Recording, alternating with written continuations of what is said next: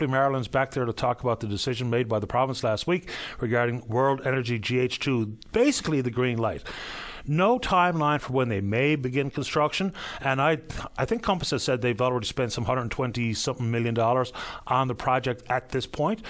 We know full well that there won't be a final investment decision until there's a bunch of things settled on the federal front, but Marilyn wants to talk about the World Energy GH2 after this. Don't go away. Welcome back to the show.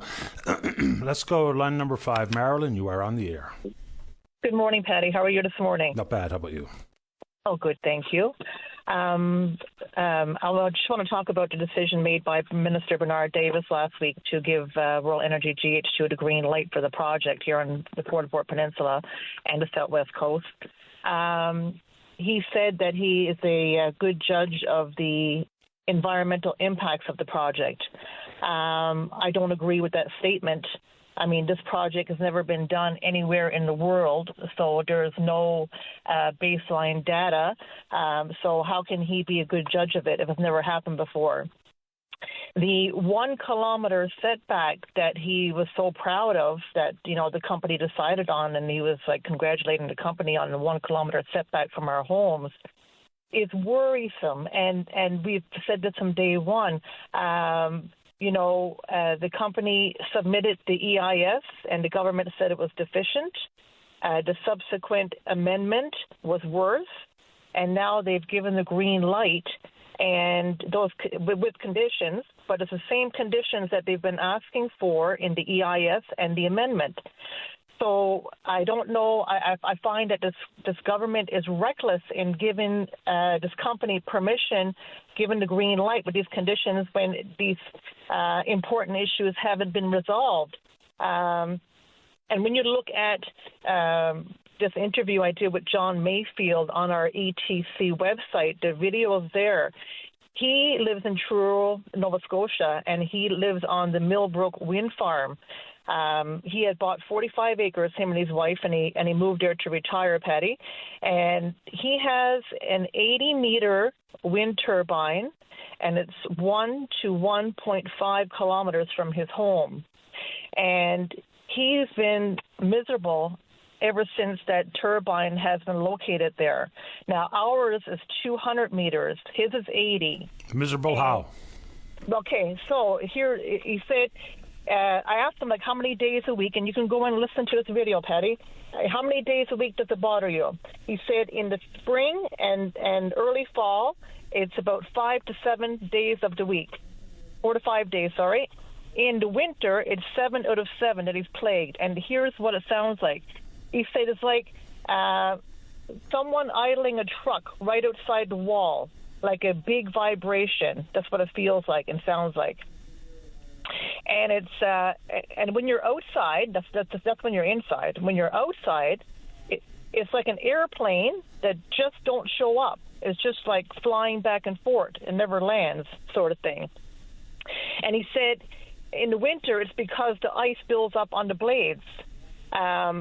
Then there's a neighbor. He's 1.5 to 2 kilometers, and he hears it from his house as well. Now, he said the two main noises is the hydraulic sounds, which lasts about 10 to 12 seconds long. And he has 5 turbines. Now, he's on level land, 5 turbines.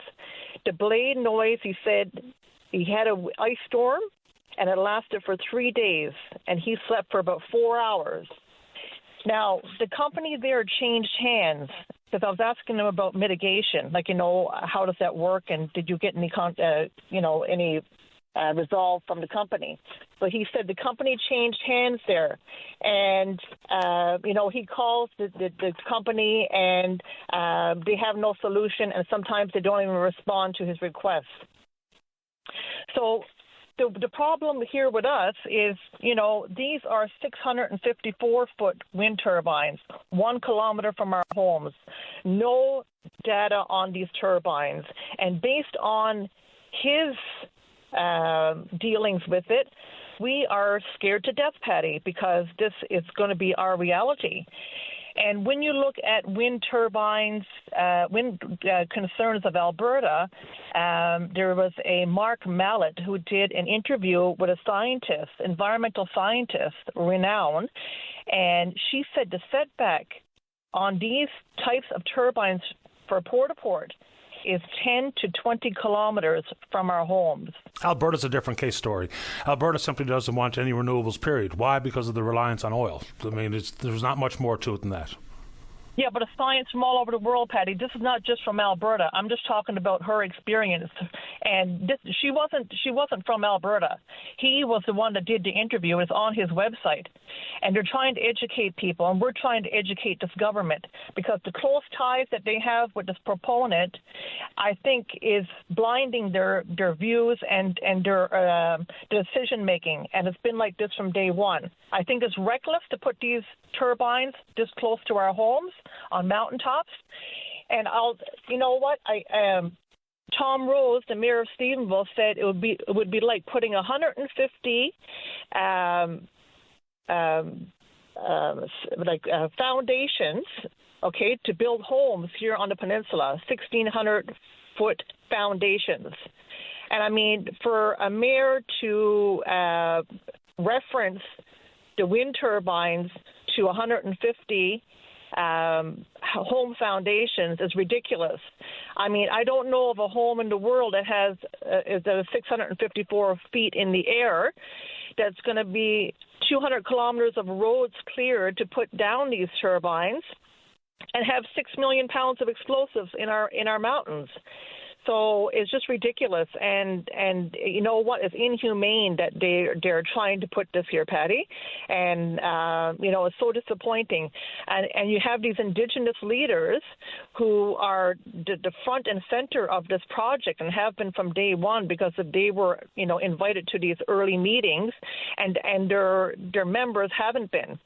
You know, Benoit First Nation, Jason Benoit, has been promoting this over and over again, and his members are against this project.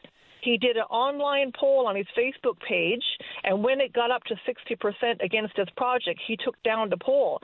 I didn't get a chance to vote, and many other members didn't get a chance to vote on that. So, you know, you can put lipstick on a pig, but at the end of the day, it's still a pig, you know. So it's still very concerning for us. I think it's reckless that this government is you know, going ahead with this proposal, and these things aren't in place to protect the people. There has been lots of science and studies around the world. And like I said, this hasn't been done anywhere, so there's no data on it, but we do know that 1 kilometer from our homes is not safe, and it shouldn't be tolerated. Would you have a different perspective if it was 2 kilometers or 3 kilometers or 4 kilometers? Because I get the feeling, and correct me if I'm wrong, is that you just don't want this to happen, period, regardless of mitigating conditions that are applied inside this conditional release of the project. So is it as fundamental as you don't want this, period, versus buffer zones? The scale and size of the project is too big for the Port-au-Port Peninsula. The amount of turbines, the size of the turbines, and the detrimental effects that it will have on our peninsula, and it's a fragile peninsula. We've seen it with the floods recently. We have CEMEX materials here, a large, industry, and we are already seeing lots of effects of, climate change. So if we're going to have, a company coming in, taking the peat moss off the mountain and the bog and clearing all these 200 kilometers throughout our peninsula, then we're susceptible to increased floods, mudslides, rock slides. I sent you that email, Patty, about that one area in March's Point where that rock cliff is. And if you zoom in on those rocks on the side of the road, you'll see them all coming down. Have you looked at it, Patty? I have. I think I replied to that email. Yeah, you did. But if you look closely, you'll see those rocks there on the side of the road. And I mean, it's like it's a mountain. And when you look at it, like that could come down at any time. But those turbines are going to be going straight up from that rock cliff. And with the blasting and everything else, that whole mountain can come down. These are all dangerous areas. These are all concerns. But it's not a matter of not putting this in my backyard. This size of project should not be put in anybody's backyard, especially when there's no data on it anywhere in the world, Patty. Why should we be the sacrificial lambs for this experimental project? I understand your concerns, Marilyn, and I appreciate the time. Before I get to the news, would you like to say anything else? No, that's it. Thank you very much, Patty. I appreciate it. My pleasure. Take care. Okay, you too. Bye-bye. Bye.